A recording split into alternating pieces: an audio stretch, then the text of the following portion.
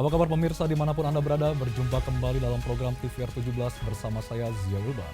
Tepat pukul 17 waktu Indonesia Barat kami hadirkan kepada Anda sejumlah informasi paling baru dan menarik seputar kinerja dan kegiatan DPR RI yang telah disajikan oleh redaksi TVR Parlemen. Dan pemirsa TVR Parlemen, inilah TVR 17 selengkapnya.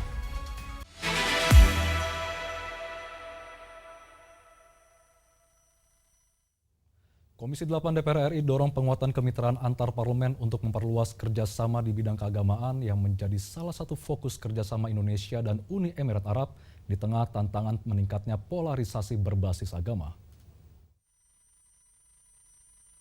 Penguatan moderasi beragama menjadi salah satu fokus kerjasama Indonesia dan Uni Emirat Arab di tengah tantangan meningkatnya polarisasi berbasis agama. Karena itu, Komisi 8 DPR RI mendorong penguatan kemitraan antar parlemen untuk memperluas kerjasama di bidang keagamaan. Komisi 8 DPR RI menerima kunjungan delegasi Parlemen Uni Emirat Arab di Kompleks Parlemen Senayan, Jakarta. Ketua Komisi 7 DPR RI Marwan Dasopang menyatakan pertemuan ini menjadi momentum untuk memperkuat hubungan bilateral sekaligus memperluas kerjasama di bidang keagamaan. Tetap saja ada tantangan yang kita hadapi karena masih ada yang memanfaatkan situasi untuk kepentingan politik dari sentimen keagamaan. Tentu mereka juga menyampaikan juga bahwa paham keagamaan yang diamalkan oleh warga Uni Emirat Arab sama dengan Indonesia. Karena itu sebagai umat muslim yang sama praktek paham keagamaannya itu perlu dijaga dengan baik. Marwan Dasopang menambahkan, kedua negara juga memiliki kesamaan dalam membangun kehidupan beragama yang moderat. Ia berharap komunikasi antar parlemen terus diperkuat agar kerjasama di bidang keagamaan, pendidikan, dan pengembangan sumber daya manusia semakin luas, serta memberikan manfaat nyata bagi Indonesia dan Uni Emirat Arab. Bari Ramadana, TVR Parlemen melaporkan. Komisi 11 DPR RI dorong pemerintah optimalkan penerimaan negara agar defisit APBN tetap terkendali yang menjadi kunci menjaga kesehatan APBN di tengah tantangan fiskal nasional. Target penerimaan negara menjadi kunci menjaga kesehatan APBN di tengah tantangan fiskal nasional. Karena itu, Komisi 11 DPR RI mendorong pemerintah mengoptimalkan penerimaan negara agar defisit APBN tetap terkendali.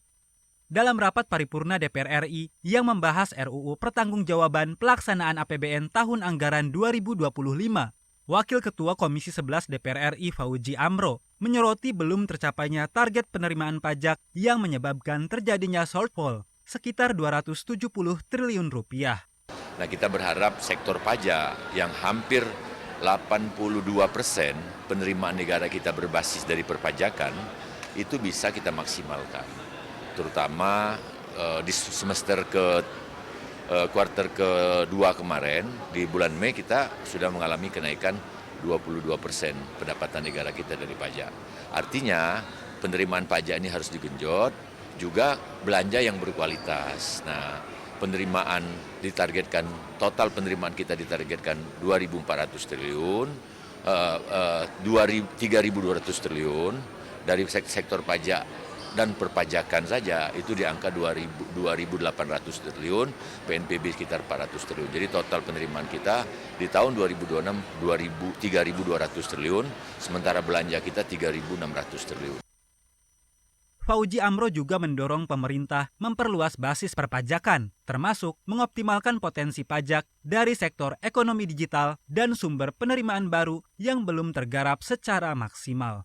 Tegar Aziz, TVR Parlemen melaporkan. Badan Aspirasi Masyarakat DPR RI dorong peningkatan produktivitas petani garam demi memperkuat kemandirian nasional dengan dukungan modal, pemanfaatan teknologi, infrastruktur, dan akses pasar. Ketergantungan Indonesia terhadap impor garam masih tinggi, padahal potensi garam nasional sangat besar. Karena itu, Badan Aspirasi Masyarakat atau BAM DPR RI mendorong peningkatan produktivitas petani garam demi memperkuat kemandirian nasional. melalui Festival Aspirasi di Bangkalan, Madura. BAM DPR RI menyerap aspirasi petani garam sekaligus mendorong pemerintah memperkuat sektor pergaraman nasional. Ketua BAM DPR RI Ahmad Heriawan menyebut kebutuhan garam nasional mencapai sekitar 4,8 juta ton per tahun. Namun, lebih dari setengah kebutuhan tersebut masih dipenuhi melalui impor. Pertama adalah dorongan untuk melakukan produktivitas lebih tinggi. Para petambak garam kita kan harus menggunakan kenal dengan teknologi, kenal dengan alat-alat canggih supaya nanti di hari-hari ke depan produktivitasnya semakin banyak. Itu perlu bantuan pemerintah. Kan pemerintah juga ketika membuat BUMN PT Garam kan pakai uang supaya ada produksi garam kan dimanfaatkan di dalam negeri. Sama pada saat yang sama juga ada petambak-petambak tradisional garam milik masyarakat juga dibantu sebagaimana bantuan pemerintah modal pemerintah ke BUMN ini ke masyarakat kan. Hasilnya akan juga ada garam yang dihasilkan yang kemudian dijual di dalam negeri untuk kebutuhan dalam negeri. Itu yang pertama. Yang kedua, ada kepastian harga. Ahmad Heriawan menegaskan peningkatan produksi tidak hanya dilakukan melalui BUMN, tetapi juga harus menyentuh petani garam tradisional. Dukungan modal, pemanfaatan teknologi, infrastruktur, dan akses pasar dinilai menjadi kunci untuk meningkatkan daya saing garam nasional sekaligus mengurangi ketergantungan terhadap impor. Dari Bangkalan, Provinsi Jawa Timur, Akbar Prayoga, TVR Parlemen melaporkan. Transformasi ekonomi digital harus menjadi peluang yang dapat dirasakan oleh seluruh lapisan masyarakat termasuk pelaku UMKM sebagai tulang punggung perekonomian nasional. Lantas bagaimana DPR RI mendorong ekosistem digital yang adil, inklusif, dan mampu melindungi UMKM di tengah persaingan yang semakin ketat? Informasi selengkapnya usai jeda, tetaplah di TVR 17.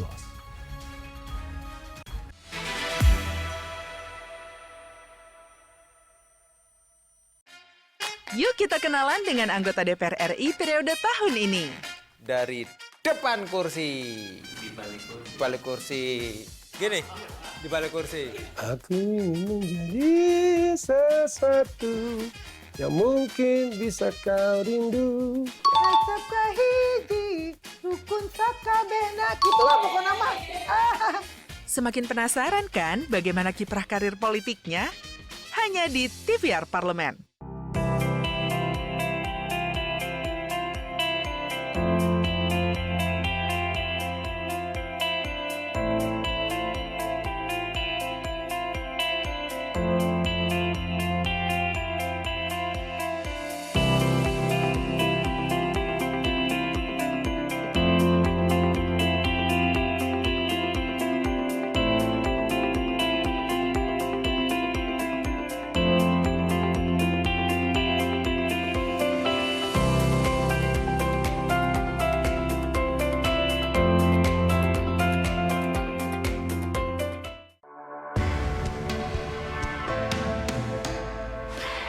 Dari ruang sidang Senayan, Jakarta, menyajikan liputan langsung kinerja DPR RI.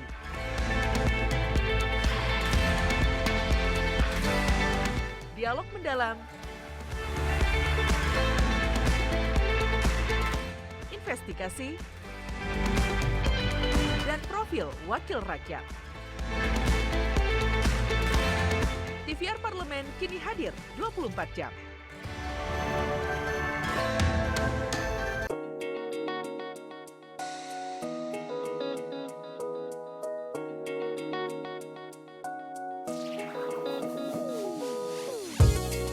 Kehadiran mereka tidak hanya mewakili suara perempuan, tetapi juga membawa perspektif yang beragam serta pengalaman hidup yang unik ke dalam proses pembuatan kebijakan. Saksikan Perempuan Parlemen hanya di TVR Parlemen.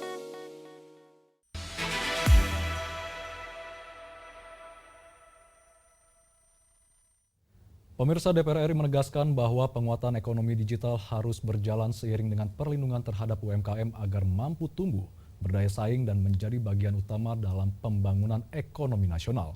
Melalui fungsi legislasi, anggaran, dan pengawasan, DPR RI terus mendorong hadirnya kebijakan yang menciptakan ruang usaha digital yang sehat, berkeadilan, dan berpihak pada pelaku UMKM di seluruh Indonesia. Simak liputan mendalam yang telah dikemas oleh tim redaksi TVR Parlemen dalam segmen editorial Parlemen berikut ini.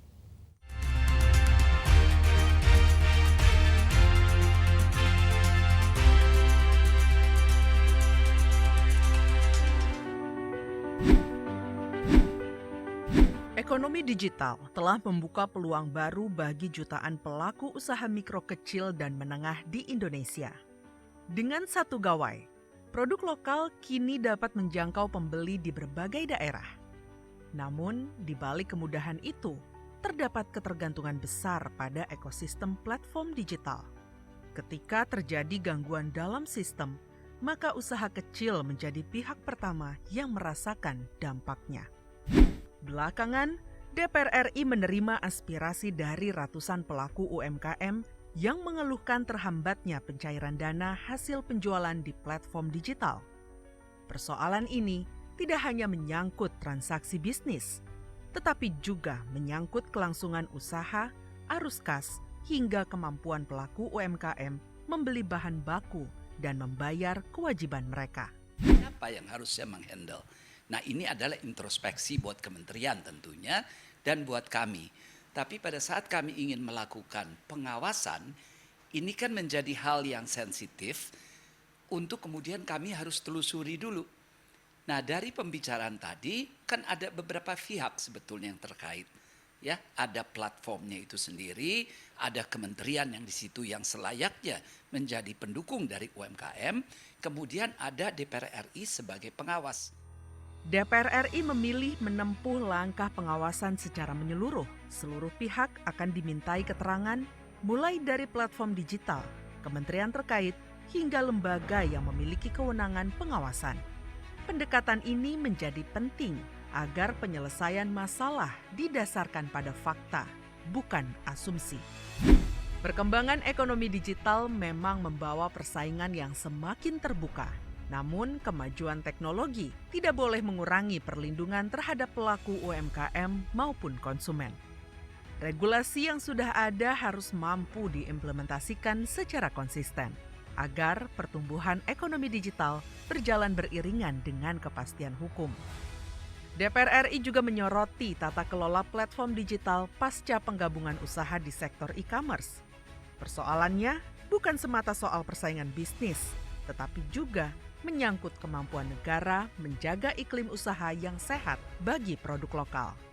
Saya berharap dengan adanya pansus ini, kami bisa lebih melakukan pengawasan khusus terhadap lembaga atau KL-KL terkait untuk bisa terus berjuang meningkatkan kedaulatan ekonomi kita. Di mana ekonomi yang berdaulat otomatis sudah mengikut sertakan penguatan identitas negara kita. Di era perdagangan digital, daya saing produk lokal tidak hanya ditentukan oleh kualitas produk, tetapi juga oleh ekosistem digital yang adil, transparan, dan memberikan kepastian bagi pelaku usaha. Karena itu, pengawasan terhadap kebijakan platform menjadi bagian penting untuk menjaga kepercayaan pelaku UMKM. Dalam regulasi sudah disebutkan ya bahwa adanya perhatian khusus dari negara yang diwujudkan dalam landasan hukum bahwa negara melindungi aktivitas-aktivitas pelaku UMKM baik penjualnya maupun konsumennya. Perlindungan kesehatannya, perlindungan konsumennya semua sudah dilindungi dalam undang-undang. Pada akhirnya, ekonomi digital tidak hanya berbicara tentang teknologi, melainkan juga tentang kepercayaan. Pelaku UMKM membutuhkan kepastian bahwa hak mereka terlindungi. Konsumen membutuhkan jaminan bahwa ekosistem digital berjalan secara adil. Sementara negara memiliki tanggung jawab memastikan regulasi dilaksanakan secara konsisten. Kemajuan ekonomi digital Indonesia harus menjadi peluang bagi pelaku usaha dalam negeri untuk bertumbuh. Melalui pengawasan yang kuat, koordinasi antar lembaga, dan penegakan regulasi yang konsisten, ekosistem digital diharapkan mampu memberikan perlindungan yang seimbang bagi pelaku UMKM, konsumen, maupun iklim usaha nasional. Tim redaksi TVR Parlemen melaporkan.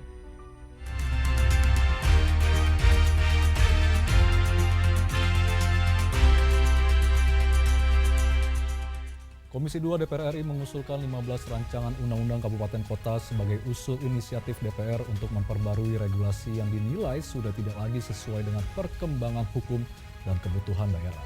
Informasi selengkapnya usai jeda, tetaplah di TVR 17.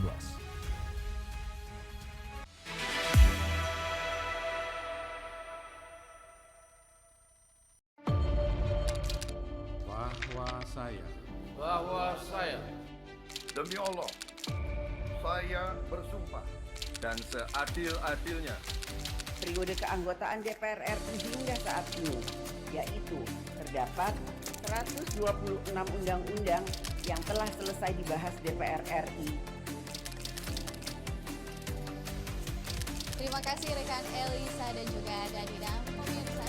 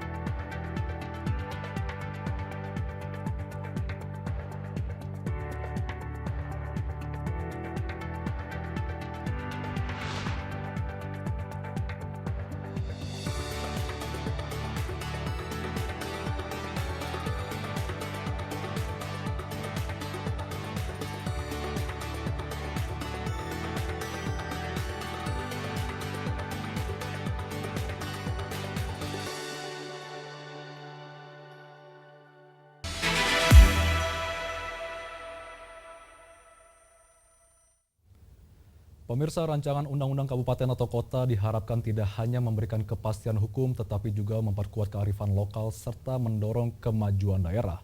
Lantas seperti apa poin-poin dari 15 rancangan undang-undang kabupaten kota yang baru saja diusulkan jadi rancangan undang-undang inisiatif DPR ini? Informasi selengkapnya berikut laporan rekan kami Rahel Silalahi dari Gedung DPR RI Senayan, Jakarta. Baik, terima kasih pemirsa. Rapat paripurna DPR RI telah mengesahkan rancangan undang-undang kabupaten kota, tepatnya 15 kabupaten kota untuk menjadi usul inisiatif dari DPR RI. Saya di sini bersama dengan Bapak Rifki Nizami Karsayuda selaku Ketua Komisi 2 dari fraksi Nasdem Dapil Kalimantan Selatan 1. Halo Bapak, selamat pagi. Apa? Pagi, baik. Bapak, terkait RUU kabupaten kota ini Bapak, kira-kira urgensi utama dibuat rancangan undang-undang ini apa Bapak? Yang pertama, kita merubah dasar hukum konstitusi. Dari seluruh 15 kabupaten kota ini dulu pembentukan undang-undangnya berdasarkan Undang-Undang Dasar sementara tahun 1950. Nah, karena itu kita sesuaikan dengan Undang-Undang Dasar Negara Republik Indonesia tahun 1945. Yang kedua, kita juga mengatur kondisi wilayah administratif dan geografis yang berubah. Di beberapa kabupaten kota tersebut telah lahir daerah-daerah otonomi baru. Sehingga kemudian memang harus dilakukan perubahan luasnya, nama daerah wilayah administratifnya dan seterusnya. Dan yang ketiga tentu kita ingin men-state adanya kekhasan dan kearifan lokal ya, yang menjadi nafas bagi kabupaten tersebut. Termasuk bagaimana kita memproteksi kehadiran kesatuan masyarakat adat yang ada di tempat-tempat tersebut. Saya kira itu urgensinya. Baik Bapak, berarti nanti dari RUU ini sendiri apakah ada poin-poin utama yang akan dibahas lebih lanjut lagi oleh Komisi 2 Bapak? Kalau Komisi 2 tadi yang saya sebutkan, jadi kami tidak menghadirkan daerah otonomi baru, tapi hanya melakukan penyesuaian-penyesuaian terhadap kondisi yang sekarang ada. Contoh misalnya di Kalimantan Barat, dulu ada namanya Kabupaten Pontianak. Sekarang berganti nama menjadi Kabupaten Mempawah, tapi undang-undangnya belum diganti. Terus pada saat Kabupaten Pontianak dulu include di dalamnya wilayah sekarang Kabupaten Kuburaya. Nah sekarang Kuburayanya sendiri. Hal-hal seperti itulah yang kita rubah. Apakah nanti dari rancangan undang-undang ini terkait tata kelola keuangan ada diatur juga atau gimana? Wah, kalau itu undang-undang sendiri, namanya undang-undang tentang hubungan keuangan pusat dan daerah, undang-undang HKPD. Yang menjadi pertanyaan netizen juga nih Pak, target selesainya kira-kira sudah ditentukan atau? Kan pimpinan DPR sudah bersurat pada Presiden. Tinggal Presiden nanti mengirimkan supres, surat Presiden kepada pimpinan DPR. Selanjutnya menugaskan kepada Komisi 2, lalu kami menggelar beberapa kali rapat. Kalau misalnya supresnya turun minggu depan, kami berupaya sebelum bulan Agustus ini selesai. Kami ingin menjadikan ini kado bagi institusi DPR terkait dengan kinerja legislasi kami di tahun ini. Cukup ya? Oh ya, baik Bapak. Ya, baik, terima kasih. Pemirsa, jadi dapat kita simpulkan dari pernyataan Ketua Komisi 2 tadi bahwa memang rancangan Undang-Undang Kabupaten dan Kota ini ditujukan untuk memperbarui undang-undang yang sudah ada sejak lama dari tahun 1950. Dan nantinya ini juga akan membahas terkait otonomi daerah, kemudian juga kearifan lokal yang ada, terutama di bagian Kalimantan yang selama ini mungkin akan dibentuk, isu-isunya akan dibentuk daerah atau pemekaran daerah baru. Demikian pemirsa laporan kami, terima kasih, kembali ke studio. Selanjutnya pemirsa, apa saja yang menjadi sorotan di media online nasional pada hari ini? Usai jeda, tetaplah di TVR 17.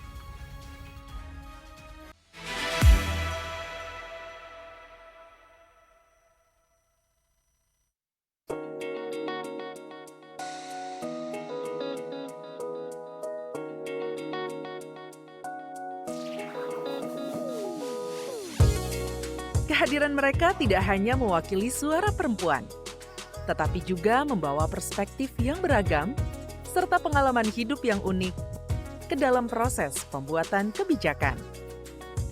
Saksikan Perempuan Parlemen hanya di TVR Parlemen. Yuk kita kenalan dengan anggota DPR RI periode tahun ini. Dari depan kursi, di balik kursi. Gini, di balik kursi. Aku ingin menjadi sesuatu yang mungkin bisa kau rindu. Resep kahiji, rukun sakabehna. Gitulah pokoknya mah. Semakin penasaran kan bagaimana kiprah karir politiknya? Hanya di TVR Parlemen. Saya Hasbiallah Ilyas, fraksi Partai Kebangkitan Bangsa. Saya mencalonkan DPR RI atas perintah partai. Alhamdulillah terpilih. Masyarakat kita hari ini mungkin sudah bosan dengan janji-janji politik, tapi yang terpenting masyarakat itu apa yang kita sudah kerjakan selama ini, selama saya di DPRD 15 tahun. KJP aja tidak cukup.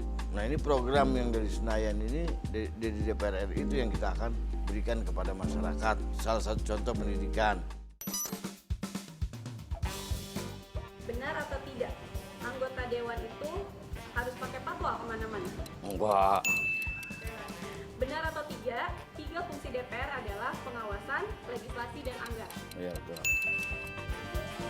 Segera, hanya di TVR Parlemen. Hai, sekarang kamu bisa menyaksikan program-program TVR Parlemen di First Media, channel 18 ya.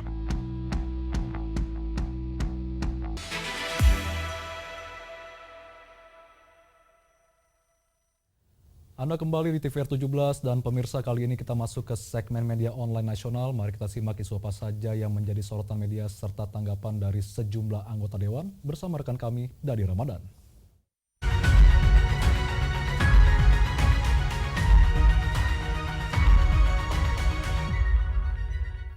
Baik, terima kasih Zia dan selamat sore pemirsa. Mari kita simak isu apa saja yang menjadi headline di media online pada sore hari ini. Dan berita pertama yang menjadi headline di media online yaitu ibu hamil di Papua Tengah tewas tertembak. DPR minta usut tuntas dan lakukan investigasi menyeluruh.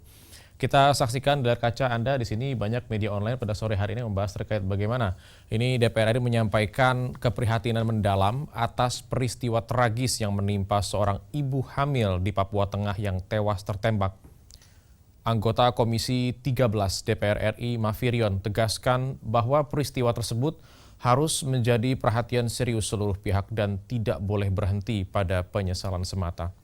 Aparat penegak hukum didorong untuk segera mengusut tuntas kasus ini melalui investigasi yang menyeluruh, transparan dan akuntabel guna mengungkap fakta yang sebenarnya serta memastikan keadilan bagi korban dan keluarganya. Perlindungan terhadap warga sipil, khususnya kelompok rentan seperti ibu hamil, merupakan tanggung jawab negara yang harus menjadi prioritas. DPR RI tekankan pentingnya evaluasi menyeluruh terhadap prosedur pengamanan di wilayah rawan konflik agar kejadian serupa tidak kembali terjadi. Hasil investigasi diharapkan dapat menjadi dasar pengambilan langkah konkret untuk memperkuat perlindungan masyarakat, meningkatkan rasa aman, serta menjaga penegakan hukum dan hak asasi manusia di Papua Tengah maksud kami. Dan kita beralih ke berita selanjutnya menjadi headline di media online, yaitu membahas GKSB DPR RI dengan Parlemen Jepang, perkuat investasi industri hingga dukungan kontingen Asian Games.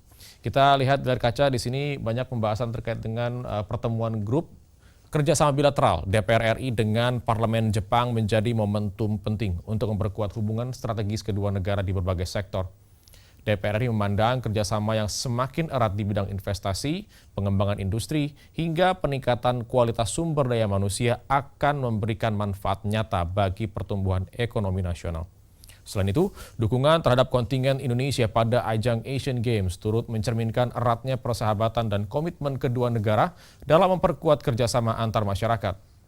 Diplomasi parlemen memiliki peran strategis dalam membuka ruang kolaborasi yang saling menguntungkan serta memperkuat kemitraan jangka panjang antara Indonesia dan Jepang. Melalui komunikasi yang intensif, DPR RI berharap kerjasama di sektor investasi dan industri dapat mendorong penciptaan lapangan kerja, transfer teknologi, serta peningkatan daya saing nasional. Sinergi yang terus dibangun juga diharapkan semakin memperkokoh hubungan bilateral Indonesia dan Jepang, sekaligus mendukung berbagai agenda pembangunan dan prestasi bangsa di tingkat internasional. Dan pemirsa, itu tadi headline di media online pada hari ini, yaitu hamil di Papua Tengah tewas tertembak, DPR minta usut tuntas dan lakukan investigasi menyeluruh.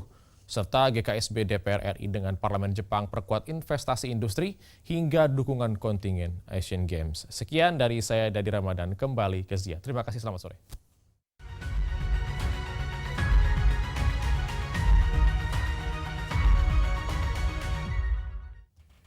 Baik, terima kasih rekan Dadi yang telah menyampaikan sejumlah update sorotan dari media online nasional pada hari ini.